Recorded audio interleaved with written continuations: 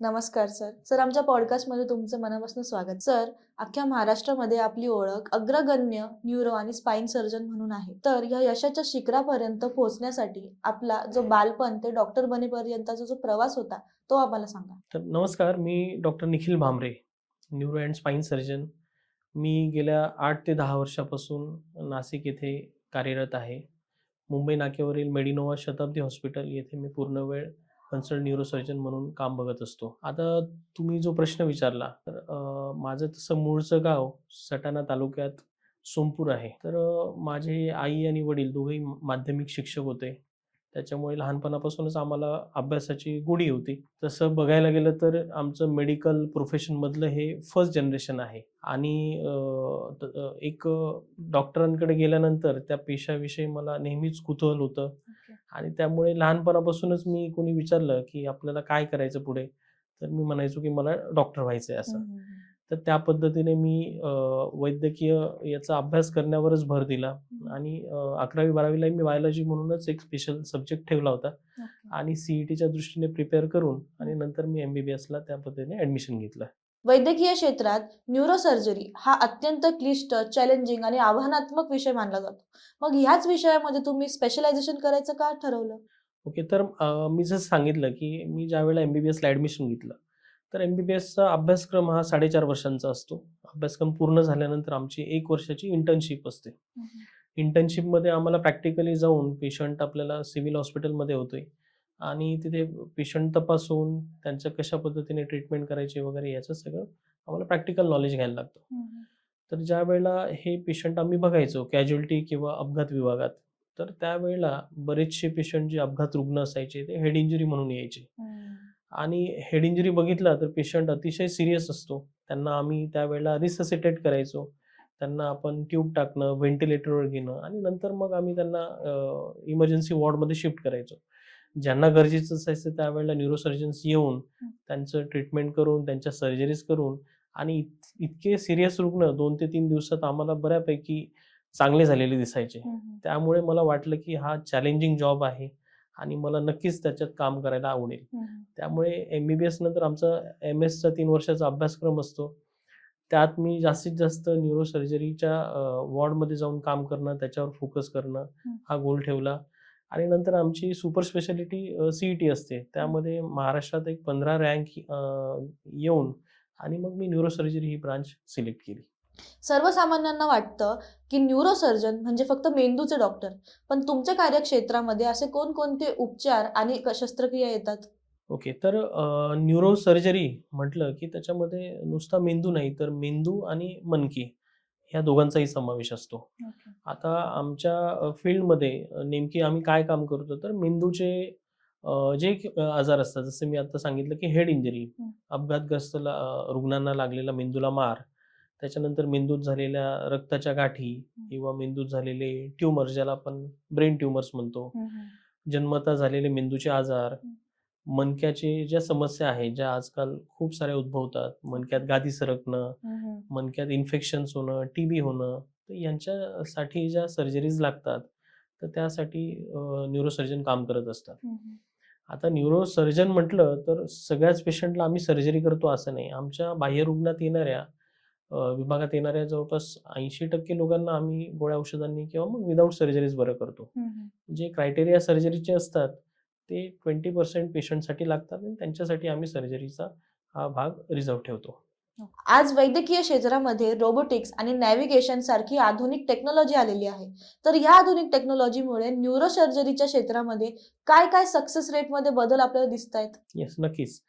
आता जसं प्रत्येक फील्डमध्ये तंत्रज्ञान प्रगत होत चाललंय, तसं आमच्या फील्डमध्ये न्यूरोसर्जरीच्या फील्डमध्ये बऱ्याच नवीन गोष्टी आल्या आहेत. जसं तुम्ही म्हटले आता रोबोटिक्स किंवा मग न्यूरो नॅव्हिगेशन आणि न्यूरो मॉनिटरिंग अशा सगळ्या वेगवेगळ्या गोष्टी आल्या आहेत. तर थोडक्यात सांगायचं तर न्यूरो नॅव्हिगेशन ही गोष्ट अशी आहे, की ज्यावेळेला आम्ही ब्रेन ट्यूमर्स ऑपरेट करत असतो. ब्रेन ट्यूमर मेंदूमध्ये शोधणं म्हणजे आपल्याला एखादं साध्या भाषेत सांगायचं तर गव्हाचं पोतं आहे आणि त्याच्यात एखादा चेंडू आहे, तर ते शोधण्यासारखं आहे. आणि आपण रँडमली तो शोधायला गेलो तर मेंदूचा बराच भाग डॅमेज होऊ शकतो. अशा वेळेला आपल्याला ही टूल्स कामी येतात. न्यूरो नॅव्हिगेशन म्हणजे काय आहे, तर आपण पेशंटची जी माहिती असते त्याचा CT स्कॅन MRIचा डेटा आम्ही मशीनमध्ये आधी फीड करतो. त्याच्यामुळे आपल्याला पिन पॉइंट करता येतं की ट्यूमर कुठे आहे. तेवढ्याच भागात आपल्याला क्रॅनिओटोमी म्हणजे तेवढा कवटीचा भाग कट करून आतमध्ये शिरता येतं. मेंदूला जास्त डॅमेज न करता आपल्याला ट्यूमर काढता येतो. त्याच्यामुळे इतर जे ट्यूमर्स सर्जरी करताना पक्षाघाताचे झटके येणे किंवा वाचा जाणे हे जे काही धोके असतात ते टळतात. तसंच न्यूरो एंडोस्कोपीमधून एका छोट्याशा छेदाद्वारे आपल्याला सर्जरी करता येते. तसंच आता रोबोटिक्समुळे अचूकता वाढलेली आहे, जे की स्पाइन सर्जरीमध्ये आम्ही मोस्टली इम्प्लिमेंट करतो. स्पाइनमध्ये आता एंडोस्कोपिक सर्जरीज सुद्धा आम्ही सुरू केलेल्या आहेत, ज्यामध्ये आपल्याला एक छोट्या छेदामधून आणि बिना टाकाच्या सर्जरीज करता येतात. सध्या तरुणांमध्ये मणक्याचे विकार हे मोठ्या प्रमाणात होताना दिसत आहेत. तर IT प्रोफेशनल्स किंवा ज्यांची जीवनशैली ही बैठी जीवनशैली आहे, असे जे लोक काम करतायत, यांचा यावर काय परिणाम होतो? ओके, तर आपण जनरली बघतो जे IT प्रोफेशनल किंवा वर्किंग क्लास जो आहे, त्यांच्यामध्ये आता स्पाइन रिलेटेड जे इश्यू आहेत त्याचा इन्सिडन्स वाढत चाललाय. आता स्पाइनचे इश्यू होण्याचे मेजॉरिटी कारणं जे असतात तर ते पहिले बेसिक कारण तर आपल्या न्यूट्रिएंट डेफिशियन्सीज म्हणजे कॅल्शियम, B12, D3 या गोष्टी कमी पडणं. आता जे IT प्रोफेशनल्स आहेत किंवा वर्किंग क्लास आहे त्यांना सनलाईटचा एक्सपोजर बराच कमी असतो. 9-9, 10-10 तास ते लोक आपल्या ACच्या केबिनमध्ये बसून काम करत असतात. तसंच कंटिन्युअसली स्क्रीनवर बसणं, पुढे वाकून बसणं, यामुळे त्यांचे पोश्चर्स खराब होतात. तसंच टू व्हीलरवरचा प्रवास, आता रस्ते बरेच खड्डामय झालेले आहेत, त्याच्यामुळे स्पीड ब्रेकर्स आणि ह्या सगळ्या गोष्टींमुळे मणक्यावर अतिरिक्त ताण येतो आणि त्याच्यामुळे हे इन्सिडन्सेस नक्कीच वाढलेले आहेत. मणक्याचं दुखणं असणाऱ्या प्रत्येक रुग्णाला शस्त्रक्रियेची भीती वाटत असते. तर नेमकं कोणत्या स्टेजला शस्त्रक्रिया ही अपरिहार्य असते? तर मणक्याच्या शस्त्रक्रिया म्हणजे आमच्याकडे येणाऱ्या OPDला प्रत्येक पेशंटला लागेल असं नाही. 100 रुग्ण आले तर त्याच्यापैकी 80 ते 85% लोकांना आपण फिजिओथेरपी, मेडिसिन्स याच्यानेच बरं करतो. ज्या लोकांमध्ये नेक्स्ट स्टेजला गेलेले ॲडव्हान्स सिम्पटम असतात, जसे पायामध्ये असह्य वेदना, मुंग्या येणं, सगळ्या मेडिसिन देऊनही फरक न पडणं, काही पेशंट्समध्ये लघवी संडासचा ताबा जाणं, काही पेशंट्समध्ये पायाला बधीरपणा येणं, पायाचा एखादा भाग लुळा पडणं, हाताचा भाग लुळा पडणं, असे ज्यांच्यामध्ये सिम्पटम्स असतात त्याच पेशंटला आपण सर्जरी ॲडवाइस करतो. मणक्याची शस्त्रक्रिया जर टाळायची असेल तर आपल्या दैनंदिन जीवनामध्ये कुठल्या कुठल्या अशा गोष्टी आहेत ज्यांची आपण काळजी घ्यायला पाहिजे, पोश्चर किंवा व्यायामाच्या बाबतीत? ओके, तर मणक्याचे जे मी म्हटलं की 10 ते 15% लोकांमध्ये हे प्रॉब्लेम दिसून येतात. तर त्या लोकांमध्ये आपल्याला हे टाळता यावं यासाठी पोश्चर खूप महत्वाचं आहे. जसं आपण म्हटलं वर्किंग क्लासमध्ये ज्यांच्या 8-8 ते 10-10 तास बसून जॉब करण्याचा विषय असतो, तर त्यांचे जे डेस्क आहेत, साध्या 2-3 गोष्टींमध्ये बदल करणं गरजेचं आहे. पहिले तर आपली जी मिड स्क्रीन लेवल आहे ती आपल्या आय लेवलला आली पाहिजे.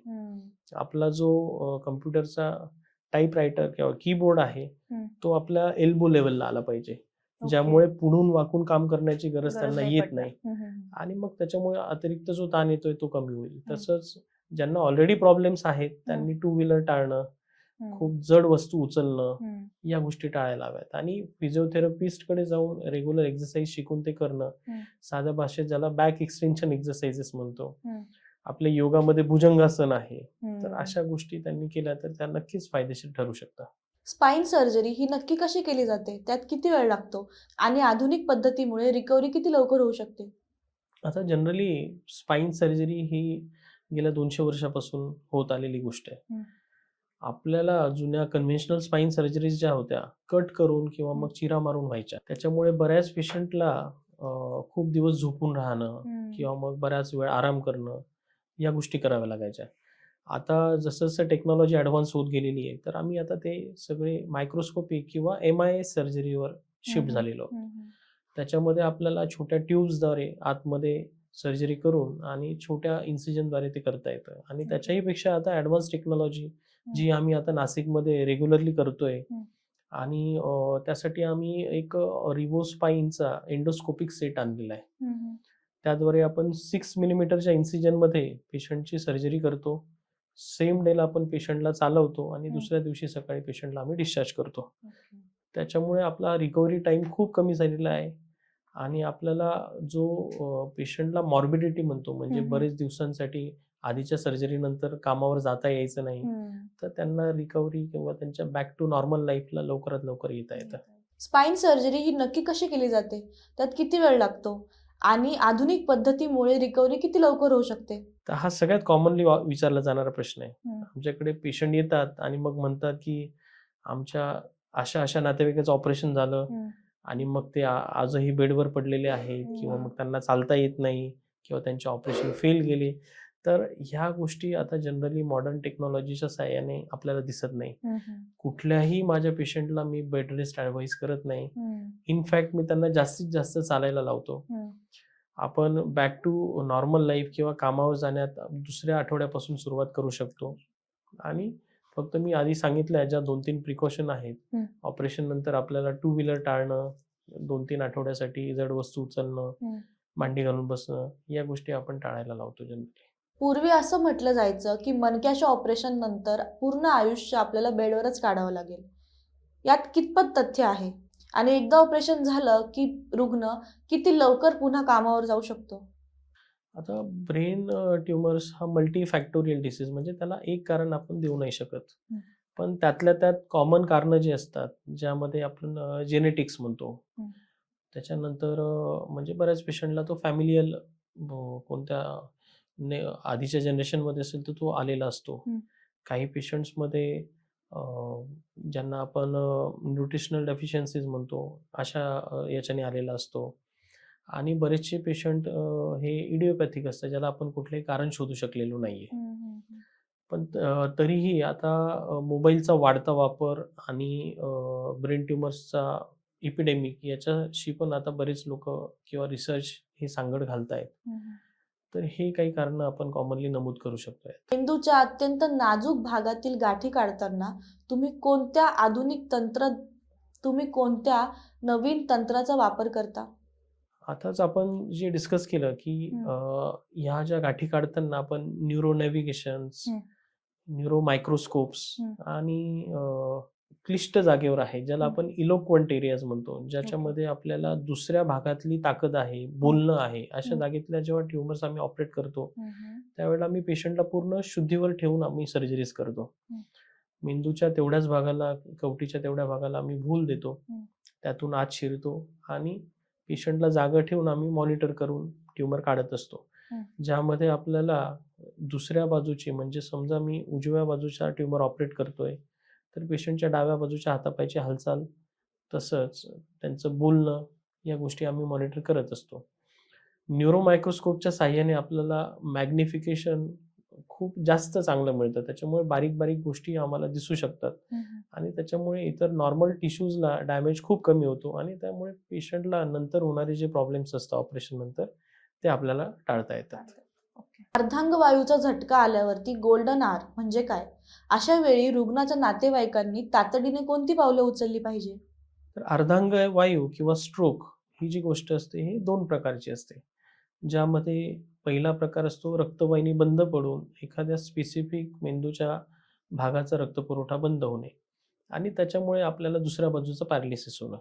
आणि दुसरा प्रकार असतो ज्यामध्ये अचानक बीपी वाढतो, बीपी वाढल्यामुळे मेंदूतली एखादी रक्तवाहिनी फाटते आणि त्याच्यामुळे तो स्ट्रोक होतो, त्याला हिमोरेजिक स्ट्रोक म्हणतो आपण. तर गोल्डन आवर पिरियड जो असतो तो इश्चेमिक स्ट्रोकमध्ये खूप महत्त्वाचा असतो. इश्चेमिक स्ट्रोक म्हणजे ज्यामध्ये रक्तवाहिनी बंद पडलेली आहे, याच्यात आपण पहिले 6 ते 8 तासात हॉस्पिटलमध्ये पोहोचलो तर मग आपण सीटी स्कॅनच्या साहाय्याने पहिले बघतो की पेशंटची कुठल्या प्रकारची रक्तवाहिनी बंद पडली, कुठे पॅरालिसिस झालेला आहे आणि मग त्यांना आपण कॅथ लॅबमध्ये घेऊन आम्ही त्यांना एन्जिओग्राफी करतो.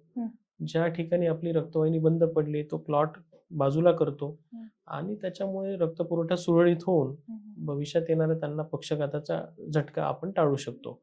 पण हे कधी शक्य होतं की पहिल्या 6 ते 8 तासातच ही गोष्ट शक्य असते. त्याच्यामुळे आपल्याला हे लक्षणं जाणवले तर त्याच्यावर जास्त वाट न बघता आपल्याला लवकरात लवकर तज्ञांचा सल्ला घेणं ह्या केसमध्ये गरजेचं असतं. रस्ते अपघातात मेंदूला गंभीर दुखापत झालेल्या रुग्णांसाठी पहिले काही तास हे का महत्त्वाचे असतात? रस्ते अपघातात मेंदू आणि मणके ह्या दोघांनाही मार लागलेला असण्याच्या बऱ्याच प्रमाणात शक्यता असतात. हं. जे पेशंट स्पेशली बेशुद्ध अवस्थेत असतात त्यांना हं. मेंदूचा मार लागण्याची शक्यता असते. हं.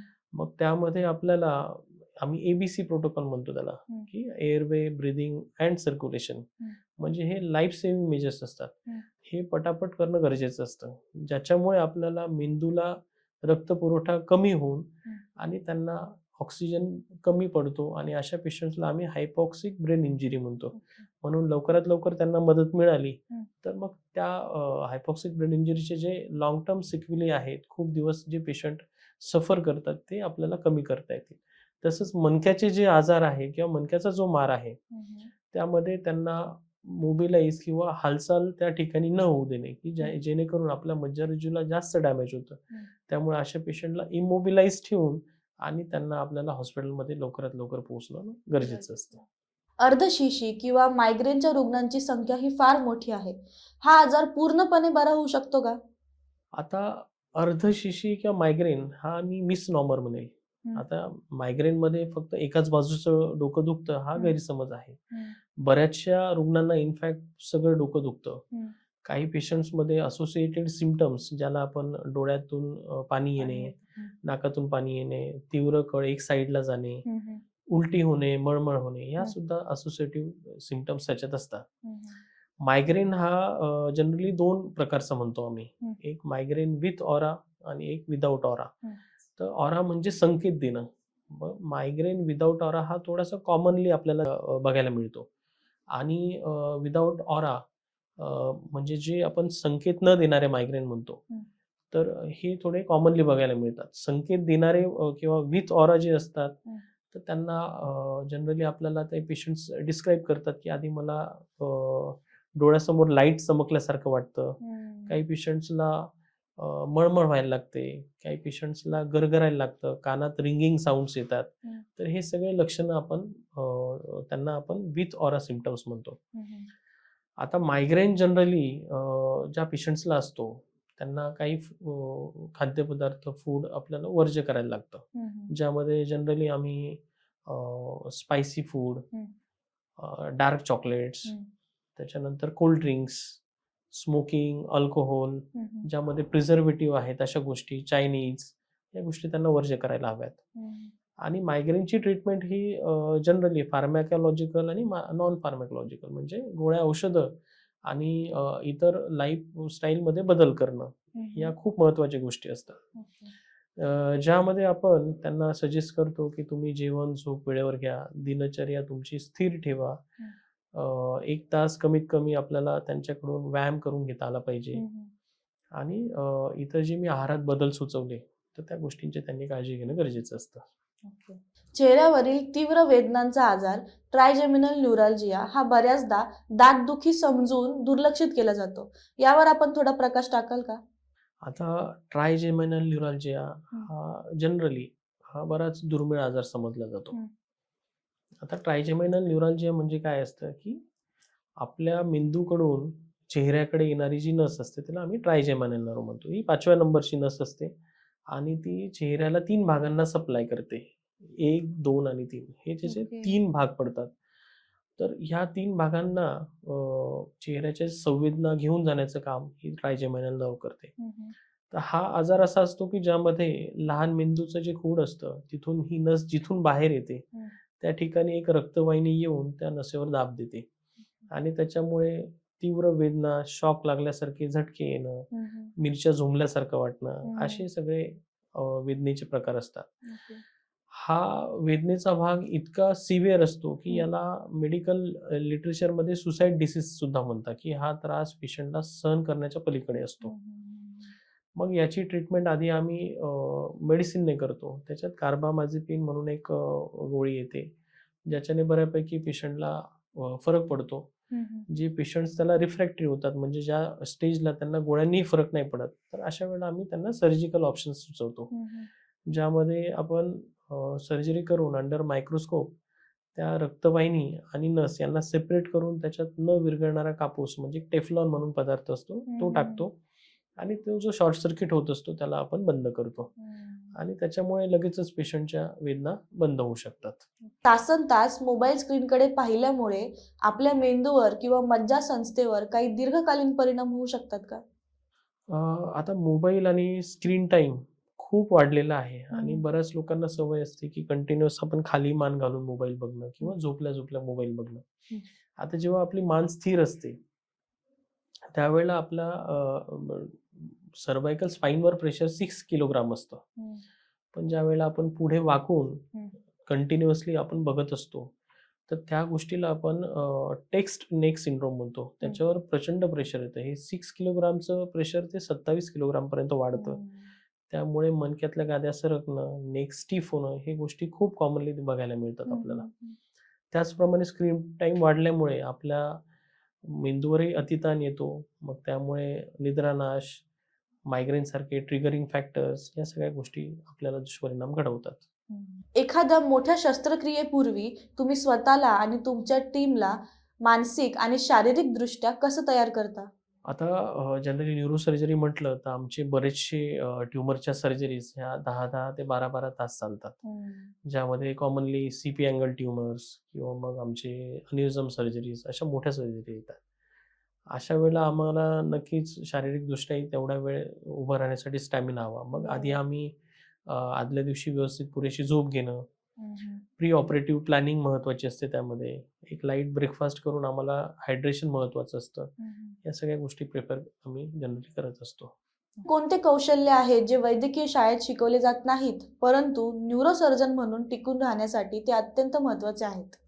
तर आपण दैनंदिन प्रॅक्टिसमध्ये किंवा हं. आम्ही जे काही पेशंट्स बघतो, हं. तर त्याच्यात फक्त स्किल असणं किंवा मग आम्हाला त्या विषयाचं इन डेप्थ नॉलेज असणं हे जेवढं महत्त्वाचं आहे, तेवढंच आम्हाला पेशंटशी असलेलं कन्व्हर्सेशन, त्यांचं निदान केल्यानंतर ते पूर्ण फॅमिलीला समजावून सांगणं, की तो आजाराचं स्वरूप काय आहे, त्याला ट्रीटमेंट काय लागणार आहे, ज्याला आपण एम्पॅथी म्हणतो, सहानुभूती म्हणतो, ह्या सगळ्या गोष्टी तितक्याच महत्त्वाच्या असतात. त्यानुसारच आमची पूर्ण टीम काम करत असते आणि ती माझ्या दृष्टीने जेवढी सर्जरी इम्पॉर्टंट आहे, तेवढंच प्री ऑपरेटिव्ह आणि पोस्ट ऑपरेटिव्ह काउन्सिलिंग तेवढंच महत्त्वाचं आहे.